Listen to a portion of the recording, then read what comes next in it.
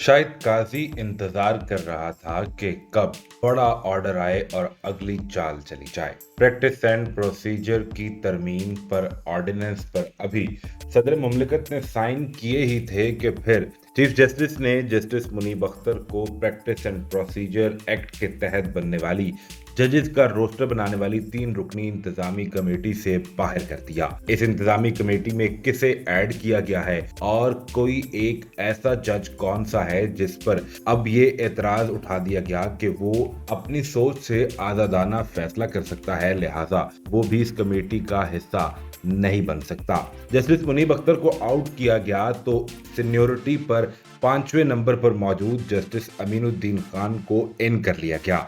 Chief justice काजी फाइज ईसा ने 3 रुकनी committee में अक्सरियत हासिल करने के लिए नोटिफिकेशन जारी कर दिया। इस नोटिफिकेशन के मुताबिक चीफ जस्टिस की जानिब से जस्टिस मुनीब अख्तर को, जो सीनियोरिटी में 3रे नंबर पर थे, उन्हें इस कमेटी से फारिग करके 5वें नंबर पर मौजूद जस्टिस अमीनुद्दीन खान को शामिल किया गया। जबकि 4थे नंबर पर जस्टिस याया अफरीदी भी मौजूद थे, उन्हें कमेटी का हिस्सा नहीं बनाया गया और इससे तासुर यही आया कि अगर वो कमेटी का हिस्सा बनते तो शायद चीफ जस्टिस काजी फाइज ईसा को इस पर अक्सरियत न मिल पाती।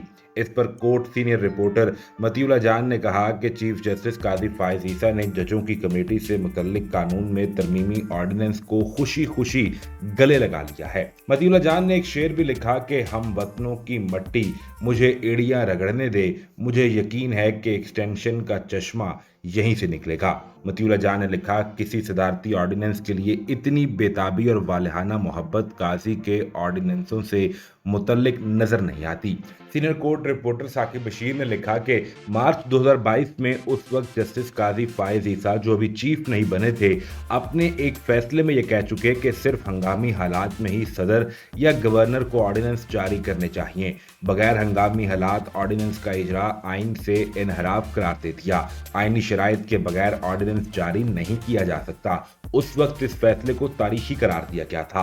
अब देखना यह है कि हुकूमत ने ऑर्डिनेंस जारी किया है, क्या चीफ जस्टिस बनकर भी काजी फायज ईसा इसे आइन से इनहराफ समझते हैं या वाकई ही वो किसी हंगामी सूरत हाल में हैं। फिर साकिब बशीर ने लिखा कि अब ऐसा महसूस होता है कि इंतजार ही हो रहा था कि ऑर्डिनेंस आ जाए और चटपट इस पर अमल दरामद हो गया। लिहाजा साबित हुआ कि ऑर्डिनेंस किसी दूसरे के लिए हो तो वो हंगामी सूरत हाल ना होने पर आइन से इनहराफ होता है, जबकि अपने लिए हो तो हंगामी सूरत हाल ना भी हो तो इसको फौरी गले लगा लेना चाहिए।